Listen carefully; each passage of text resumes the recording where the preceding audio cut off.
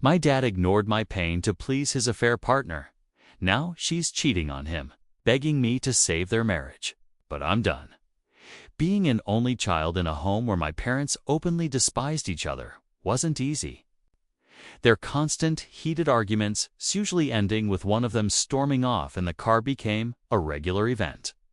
What made it worse was that, even though they never physically hurt me, they constantly vented their frustration about each other.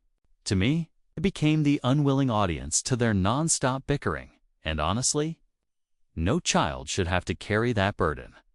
The word divorce had been thrown around in nearly every fight for as long as I could remember. It became one of their go-to terms.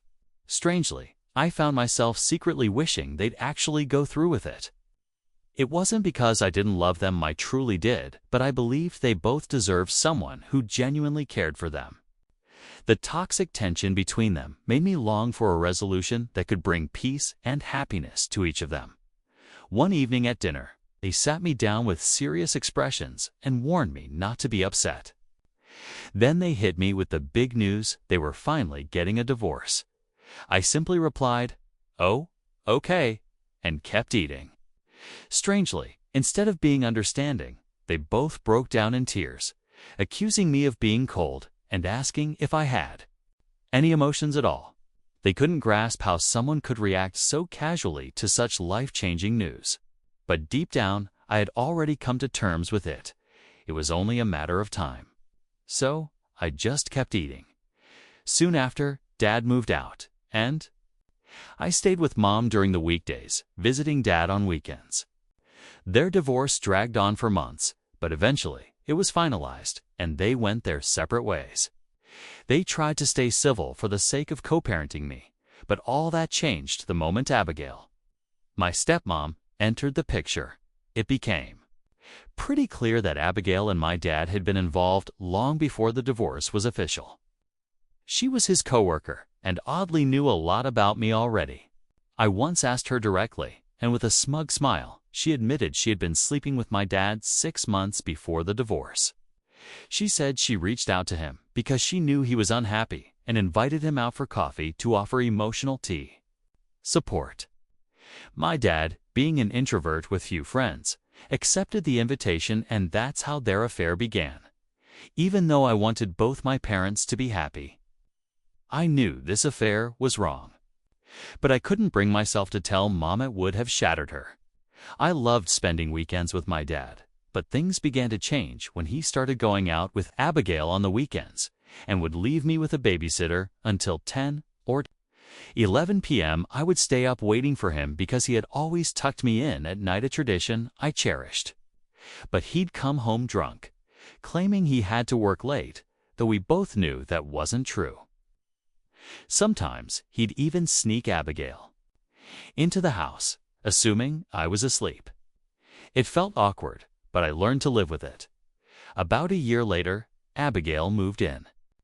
The first thing she did was remove every photo of me and Dad from the living room. It struck me as strange.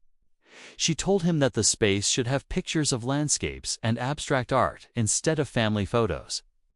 Then, while I was away, she changed my entire bedroom. When I came back that weekend, everything had been transformed into bland beige and neutral tones. I was furious and told her this was my space. I was my dad's daughter. She snapped back, saying she hated how childish and ugly my room looked. So she had updated it one weekend as my mom was dropping me off at my dad's place. He casually announced that he and Abigail had gotten married earlier that week.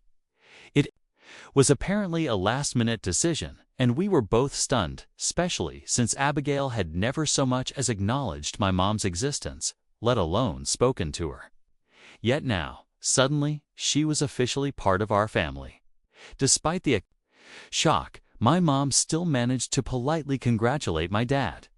That night, my dad threw a small dinner party to celebrate his wedding with his friends. During the gathering, I overheard Abigail, clearly drunk, telling her friends how much she hated the fact that my dad had a daughter. She went on to say she wished their affair had come to light during the divorce proceedings so my mother would been awarded full custody, and I'd never have to visit my dad again. Hearing that shattered me. I couldn't understand what I'd done to make her hate me so much.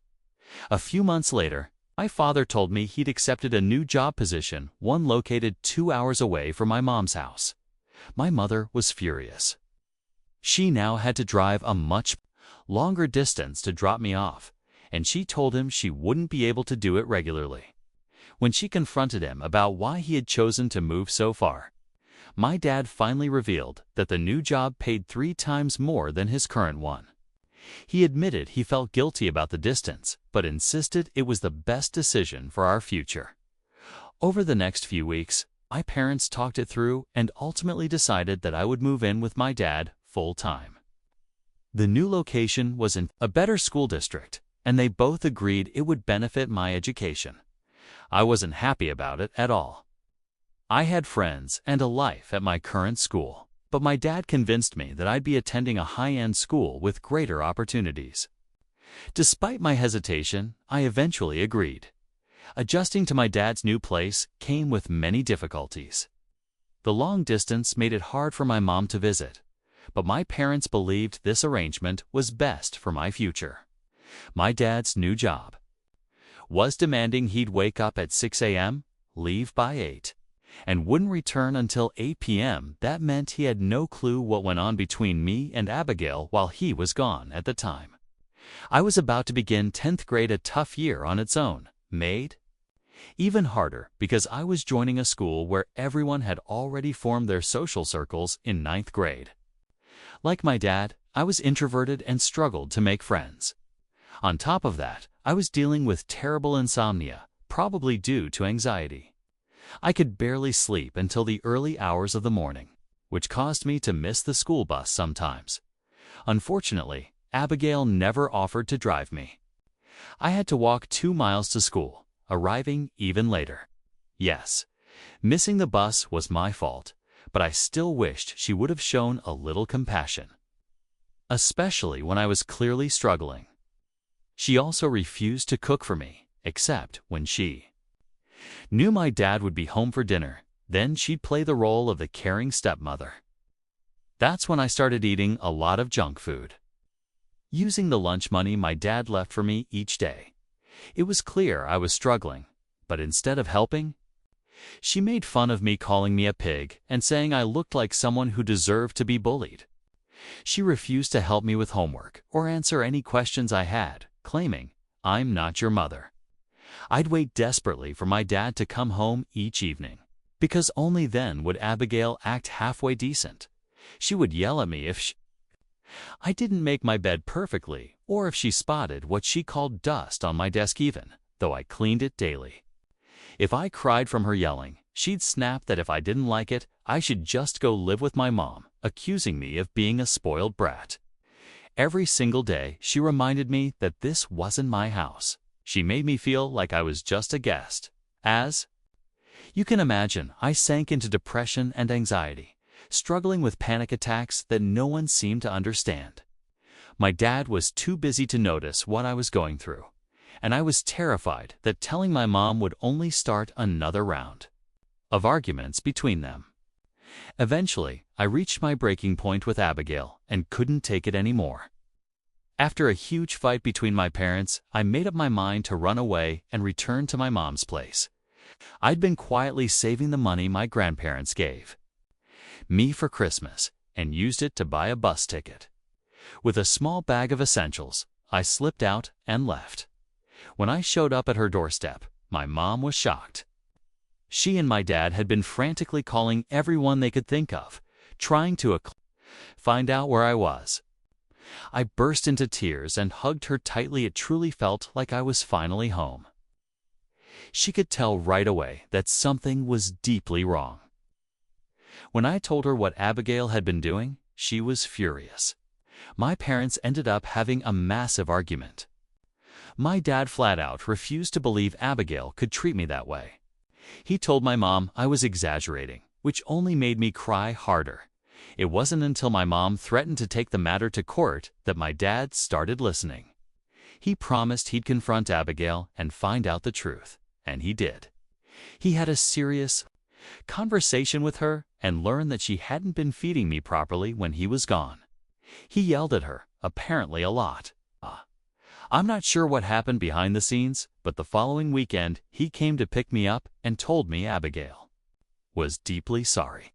He assured us it wouldn't happen again. My mom warned him, and he swore that things would improve. I guess he must have really gotten through to her, 'cause Abigail stopped bothering me after that. She started cooking for me, though always with an attitude, and otherwise acted like I didn't even exist. Honestly, I preferred it that way. Being ignored was far better than being bullied. We still had occasional arguments, but overall, things became bearable.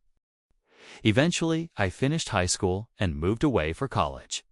My dad kept urging me to pick a school in his city, but I knew I needed distance from him, and especially from her. We rarely stayed in touch after that. I refused to visit during holidays, which upset him. He would tell me I was a bad daughter, reminding me how other kids always went home to their parents. But the truth was, after moving out, I realized just how mentally drained I had been while living in their house. Being away gave my mind room to breathe, and I could finally see the damage I had gone through. The thought of seeing him with her again made me feel sick, and I didn't want to fall back into that dark place. Instead, I grew much closer to my mom. She called regularly, checked in on me, and I visited her every chance I got. When I graduated, both of them showed up to support me. I was excited about the idea of having dinner together afterward, like other families do. But my dad said he had to drive back home because Abigail didn't like eating alone. That hurt, but I'd learned not to argue with him about her. Bit my tongue and let it go. Over the next couple of years, life moved on. I got a job and eventually met Michael, my current partner. Since he entered my life, everything has changed for the better. His love and support have filled a void I hadn't even realized was there. He gets along wonderfully with my mom, and though he's only met my dad a few times, he's been vocal about how poorly my dad treats me always, putting Abigail first. One example that really stuck with him was when my dad and Abigail came to visit me. I had planned out the entire day to show him around the city. While I was excitedly sharing the itinerary over the phone, Abigail overheard and started complaining. She said she wasn't in the mood to go anywhere and insisted that they spend a romantic day together instead. She told my dad he could meet me for dinner later. My dad tried to remind her that the whole point of their trip was to see me, but she wasn't having it. She told him he rarely took time off work, so he should spend that rare day with her. Not wanting to create drama, I just accepted her decision and stayed quiet. Then came last year, my birthday. My dad couldn't come visit, so he sent me flowers and ordered a special dish. But here's the thing, I've been vegetarian my entire life. Everyone knows that. The flowers were beautiful, but when the dish arrived, I was stunned to see it was beef. Both Michael and I were speechlessly assumed the restaurant had made a mistake.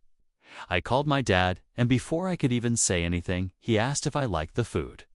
Then he proudly told me I should thank Abigail for being so thoughtful, as she was the one who had ordered it. That's when it hit me. This wasn't a mistake. It was Abigail's doing. I took a deep breath and told my dad that she had ordered beef for me, even though everyone knew I was a lifelong vegetarian. My dad went quiet, and I could hear him asking Abigail about it. She casually confirmed it, saying she thought Michael could eat it if I didn't want to, so I shouldn't be upset over a gift they both had arranged. I was furious. I told my dad this was my birthday, and it was insulting to be sent something I couldn't even eat. Escalated into an argument. He insisted Abigail meant well and that I should at least thank her for the gesture. I refused, explaining I never asked for the dish, and I certainly wasn't going to express gratitude for something that felt more like a slight than a gift. That's when Abigail began crying in the background, calling me ungrateful and saying I was still the same spoiled brat I'd always been. I hung up before I said something I couldn't take back. Later that night, my dad texted to apologize for how things went down. Honestly, it wasn't about the gift itself. What really stung was realizing that he didn't care enough to send something meaningful and then expected me to be grateful to the one person who had always treated me like I didn't belong. Since that night, I've barely spoken to my dad.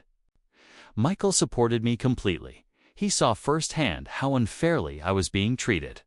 My dad would call sometimes, and I'd answer out of courtesy, but our conversations were brief.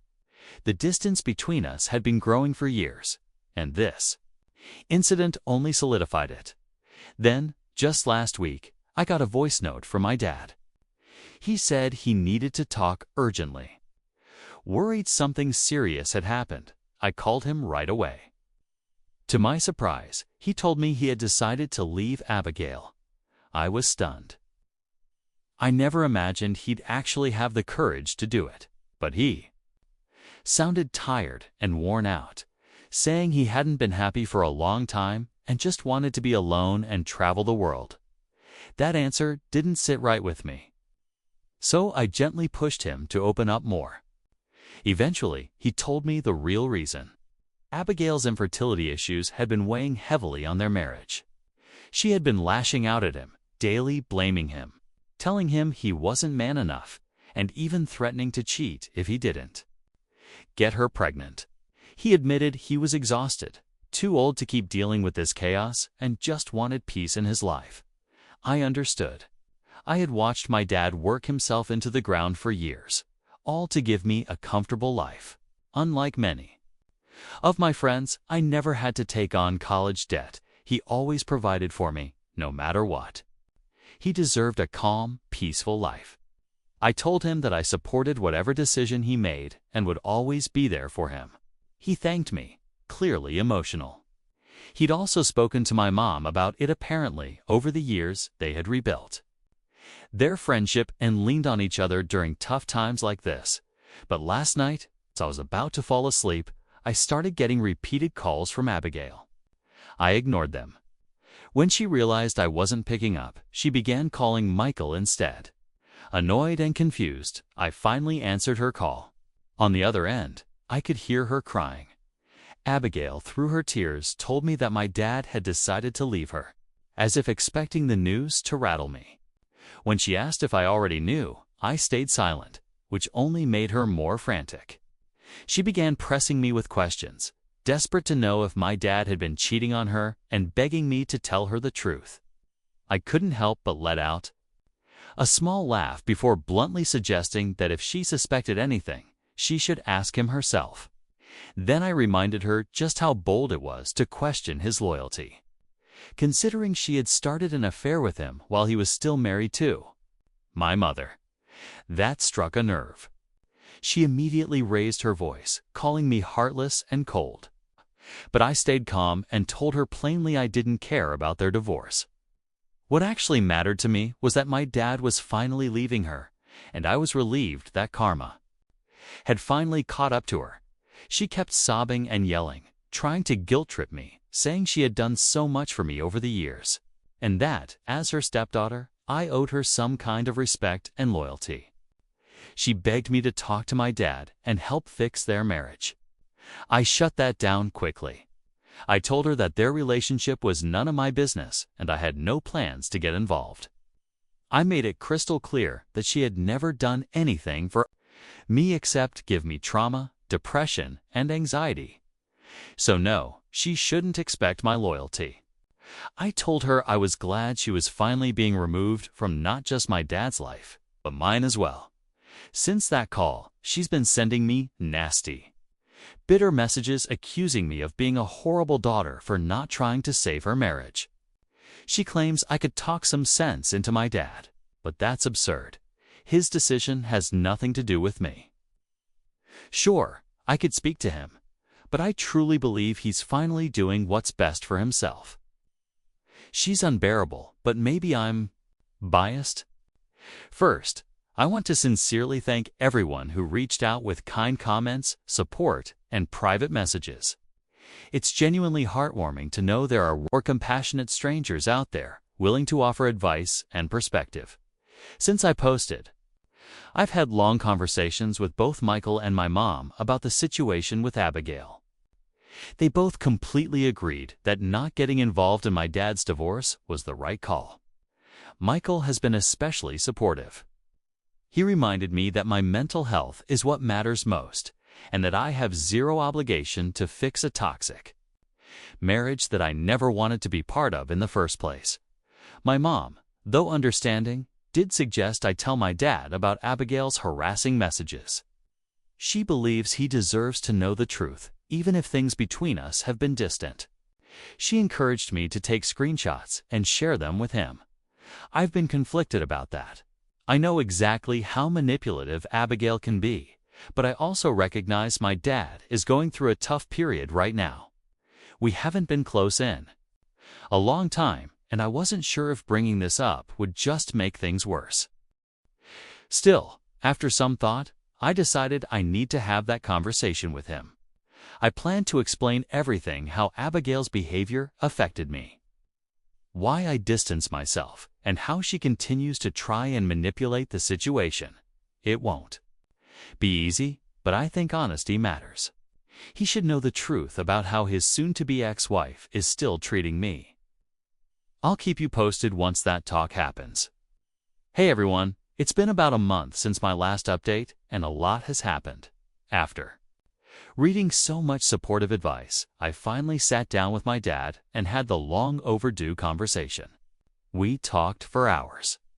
I told him everything from Abigail's toxic behavior over the years, to the birthday dish, to the messages and phone calls she's been bombarding me with.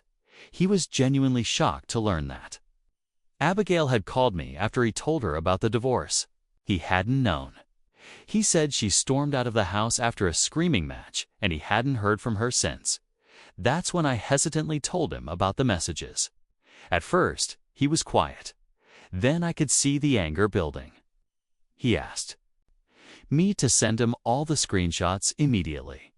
He said he would forward them to his lawyer, that they might be useful for the divorce proceedings. He also promised he'd confront her directly and assured me that she wouldn't be contacting me again.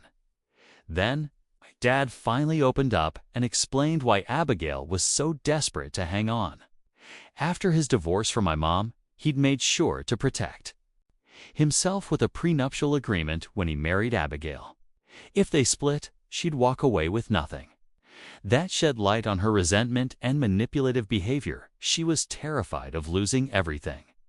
Abigail had hoped that by turning me against my dad, she could guilt him into reconsidering the divorce. I had no idea about any of this until my dad told me, but once I understood, I completely supported his decision to protect his assets. He also shared how Abigail's entire family had been harassing him, demanding that he pay her half of everything, even though the prenup made it clear she wasn't entitled to anything. Their argument was that she had stood by him all these years and therefore deserved compensation. I reminded him that she had made the choice to quit her job and sit at home. She could have worked and contributed financially, but she didn't. My dad reassured me he wasn't giving in to their pressure and that the prenup was legally solid. As we talked more, he admitted he had moved out of their home and was staying in a motel. The constant screaming and tension had become unbearable. He just wanted peace. He asked about Michael and my job, and despite everything going on, he seemed to be doing okay. It was a relief to see him finally making steps toward healing from such a toxic relationship. Hey everyone, a lot has happened since my last post, then this one's a bombshell. Turns out, my dad recently discovered that Abigail had been cheating on him for the past year. Yup, you've read that right. The woman who'd been guilt-tripping him nonstop was secretly having an affair with her friend's husband. Honestly, sometimes reality really is stranger than fiction. Abigail had been pretending to go out on girls' nights, but was actually meeting up with this guy. Everything unraveled when her friend found incriminating chats on her husband's phone. Abigail had even been pressuring him to leave his wife so they could be together. Furious, the friend confronted her husband, who confessed everything. Then, the friend went straight to Abigail to confront her, but in true Abigail fashion. She denied any wrongdoing and instead blamed the friend for her husband's cheating. That backfired spectacularly. The friend, now livid, contacted my dad, especially since she knew about the ongoing divorce. She spilled the whole story and told him she was also leaving her husband. When my dad told me about all this, I was stunned, but honestly, not shocked. It was classic Abigail. She did reach out to my dad afterward, trying to justify her behavior. She claimed her infertility struggles had driven her to do crazy things and blamed him for her actions. But my dad wasn't having any of it. He made it clear that her excuses meant nothing now. The divorce proceedings are continuing as planned with even more justification than before. Hello again, wonderful people. It's been 6 months since my last update, and I finally have good news to share. My dad is officially a free man and thriving. The divorce is finalized, and Abigail is out of his life for good. He kicked her out, and the rest of us have blocked her completely. No more drama, no more toxic calls, just pure, blissful peace. Honestly, it feels like a huge weight has been lifted. Life is calmer, cleaner, lighter. On the home front, things are better than ever. I've been checking in on both my parents regularly, and the space from all the chaos has actually helped us rebuild stronger, healthier relationships. Michael and I are planning a family retreat soon, just us and both our parents. We want to see how everyone connects and make some new, joyful memories together. My mom and dad are both on board, and they're genuinely looking forward to it. On a more personal note, Michael and I have started talking seriously about marriage. It's an exciting step, and I feel nothing but happiness at the thought of building a future with him. After everything I've been through, it finally feels like things are falling into place.